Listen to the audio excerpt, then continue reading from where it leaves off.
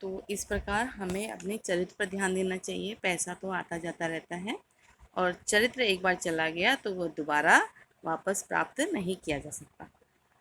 अगला वाला है विदुर नीति से, श्रूयताम धर्म सर्वस्वम श्रुत्वा चैव अवधार्यताम आत्मनम प्रतिकूलानि परेशान न समाचरेत। श्रूयताम धर्म सर्वस्व, श्रूयता मतलब सुनना, सुन करके, सर्वधर्मस्व सारे धर्म की बातें सुन करके, श्रुत्वा सुन करके, च च अवधार्यतम और उसको क्या करना चाहिए, च जमा एव जमा अवधार्यताम और उसे ही धारण करना चाहिए। धर्म की बातें सुननी चाहिए और सारे धर्म की बातें सुनने के बाद उसको धारण भी करना चाहिए अपने चरित्र में। आत्मनम प्रतिकूलानि, आत्मनम मतलब जो अपने आप के लिए जो आप प्रतिकूलानि, जो आपको अपने लिए सही नहीं लगता, प्रतिकूल लगता है, आपके अगेंस्ट लगता है, परेशान ना समाचरे, उसे दूसरों के साथ भी सम आचरित, वैसा आचरण नहीं करना चाहिए। यानी कि जो आपको अपने लिए सही नहीं लगता, ऐसा आचरण आपको दूसरों के साथ भी नहीं करना चाहिए। मतलब अगर आपको चाहिए कि लोग आपसे सॉफ्ट होकर बात करें, अच्छी तरीके से बात करें, तो आपको भी दूसरों के साथ में सॉफ्ट वे में ही बात करनी चाहिए। जो व्यवहार आपको अपने लिए नहीं चाहिए, वह व्यवहार आपको दूसरों के साथ नहीं करना चाहिए। आगे देखते हैं, प्रिय वाक्य प्रदानेन सर्वे तुष्यन्ति जंतवः तस्मात् तदेव वक्तव्यम वचने का दरिद्रता। ठीक है, प्रिय वाक्य प्रदानेन, प्रिय वचन बोलने से, प्रिय वाक्य बोलने, प्रदान करने से, देने से, सर्वे सभी, तुष्यन्ति, तुष्यन्ति मतलब प्रसन्न होते हैं, जंतुआ मतलब सभी जंतु यानी कि सभी प्राणी जो है प्रसन्न होते हैं। तस्मात् तदेव वक्तव्यम, तस्मात् इसलिए, तदेव वक्तव्यम वैसा ही वक्तव्यम बोलना चाहिए, वचने का दरिद्रता, वचने में कैसी, वचने मतलब बोलने में कैसी गरीबी। ठीक है, जब हम अच्छा बोलते हैं, अच्छे वचन बोलते हैं तो सभी जो प्राणीगण हैं वह प्रसन्न होते हैं। इसलिए हमें वैसे ही वचन बोलने चाहिए, यानी कि प्रिय वचन ही बोलने चाहिए। और बोलने में कैसे दरिद्रता, देखिए आप पैसे से गरीब हो सकते हैं, हो सकता है कपड़ों से और भी बाहर जो भी भौतिक वस्तुएं हैं इनसे हम गरीब हो सकते हैं, लेकिन भगवान ने हमें जब अपनी वाणी दे रखी है, उस वाणी को हम अच्छी तरीके से प्रयोग करें तो उसमें क्या कंजूसी, उसमें क्या दरिद्रता, उसमें क्या गरीबी करनी। ठीक है, क्योंकि वाणी से तुम श्रेष्ठ हैं। ठीक है, आगे देखते हैं, पिबन्ति नद्यं स्वयमेव न अम्भ स्वयं न खादन्ति फलानि वृक्षा न आदन्ति सस्यं खलु वारिवः परोपकाराय सतां विभूतया।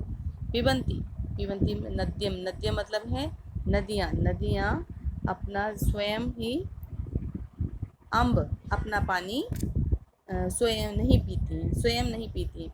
नदियाँ स्वयं ही अपना पानी नहीं पीती हैं और उनका पानी कौन पीते हैं, लोग पीते हैं, दूसरे जानवर पीते हैं। अपना पानी नदियाँ कभी भी स्वयं नहीं पीती।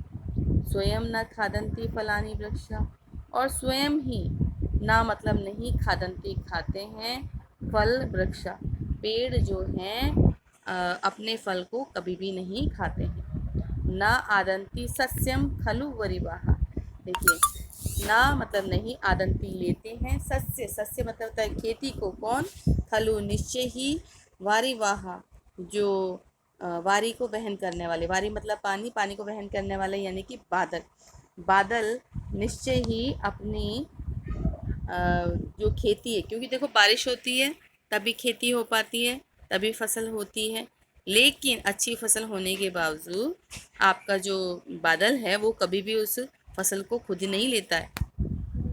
इसी प्रकार परोपकाराय सताम विभूतया, परोपकार के लिए ही हैं सताम हमेशा, विभूतियाँ मतलब संपत्ति, यानी कि जो श्रेष्ठ लोग हैं उनकी जो संपत्ति होती है वह हमेशा परोपकार के लिए होती है। जैसे नदियाँ अपना पानी स्वयं नहीं पीती, जैसे फल अपने वृक्ष स्वयं नहीं खाते, जैसे बादल जो है खेती में के लिए पानी तो देता है लेकिन खेती को स्वयं नहीं लेता, इसी प्रकार जो परोपकारी लोग होते हैं उनकी संपत्तियाँ उनके खुद के लिए नहीं होती, वो परोपकार के लिए होती हैं।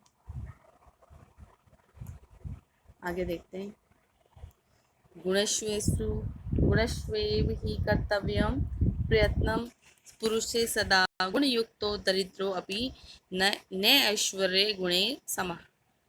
कहते हैं गुणस्वे भी कर्तव्य, गुण के लिए ही कर्तव्य होना चाहिए।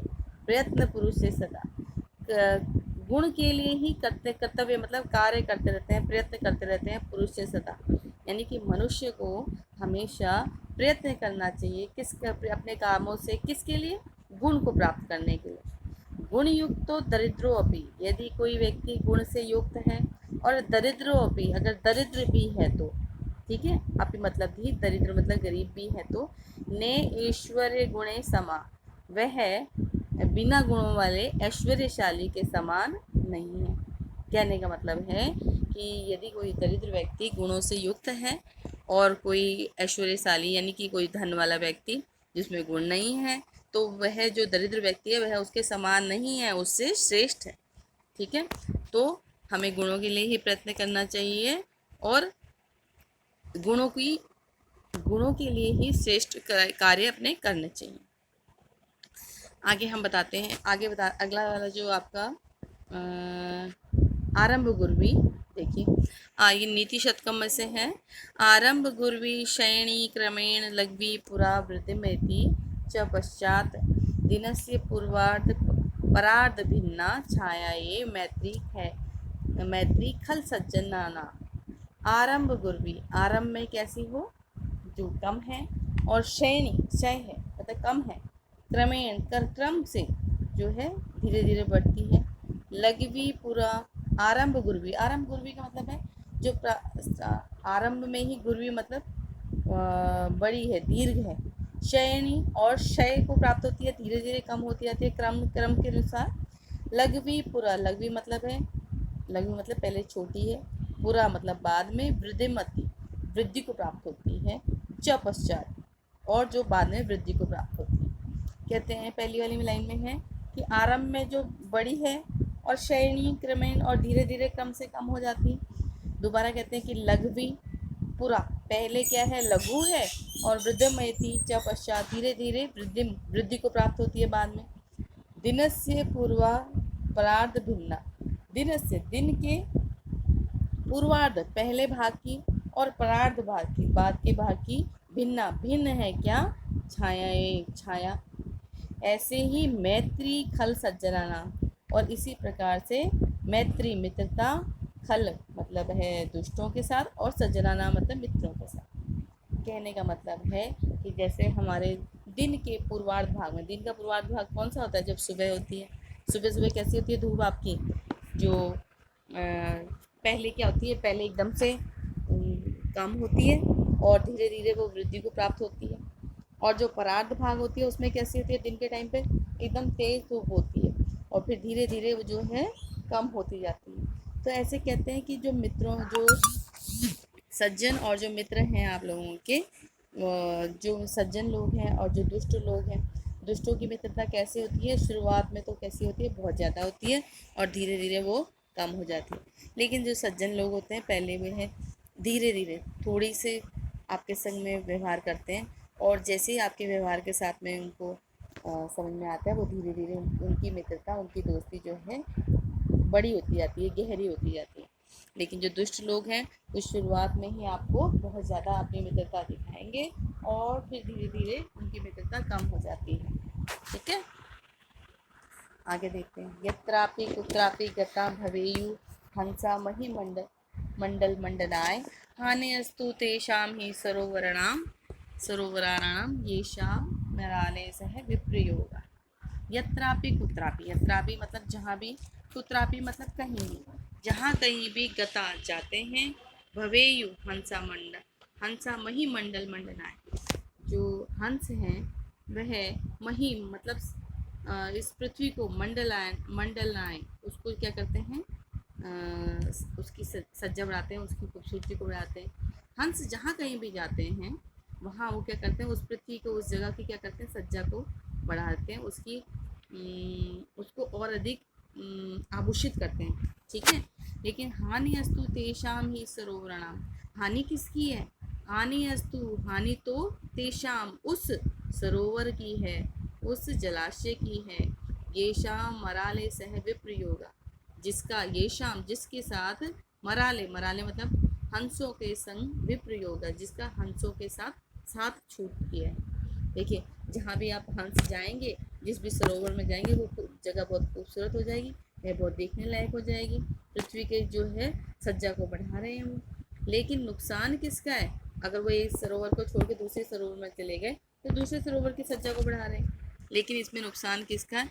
इसमें उस सरोवर का नुकसान है जिसका उनके साथ क्या हो गया, विप्रयोगे हो गया, उनके साथ उनका साथ छूट गया, दूर हो गया जो उनसे।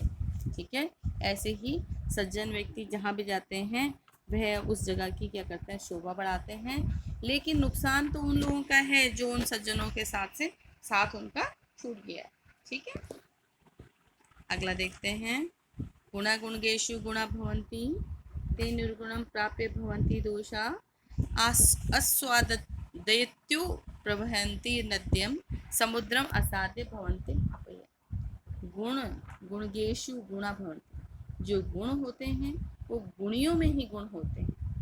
ते निर्गुणम प्राप्य भवन्ति दोषा, वही गुण निर्गुणों के पास प्राप्त होकर के क्या बन जाते हैं, दोष बन जाते हैं। अस्वादित्योया, अस्वादित्योया, तोया मतलब होता है पानी, अस्वाद मतलब स्वादिष्ट, स्वाद करने योग्य जो होता है पानी। प्रवहन्ति नद्या, नदियाँ ऐसे पानी के साथ बहती हैं जो स्वादिष्ट होता है, पीने लायक होता है। समुद्रम असाध्य, लेकिन समुद्र में असाध्य होने पर, समुद्र में मिल जाने पर भवन्त्य अपेया, वो पानी कैसा आता है, पीने योग्य नहीं रहता है। ठीक है, तो गुण जो होते हैं गुणी लोगों में ही गुण होते हैं, और वे ही गुण जो है अगर किसी निर्गुणम, जो निर्गुणी व्यक्ति हैं उनको प्राप्त हो जाए तो वो क्या हो जाते हैं, दोष बन जाते हैं। ऐसे ही जो प्राप्त अस्वादित, जो स्वादिष्ट जल वाली प्रवहन्ति, जो जल स्वादिष्ट नदियाँ जो जल में बहता है उनमें यह स्वादिष्ट होता है। लेकिन वही नदियाँ जब समुद्र में असाध्य मिल जाती हैं तो वह पीने योग्य नहीं रहती, वह पानी पीने योग्य नहीं रहता। ठीक है, समझ आया आपको 9th क्लास?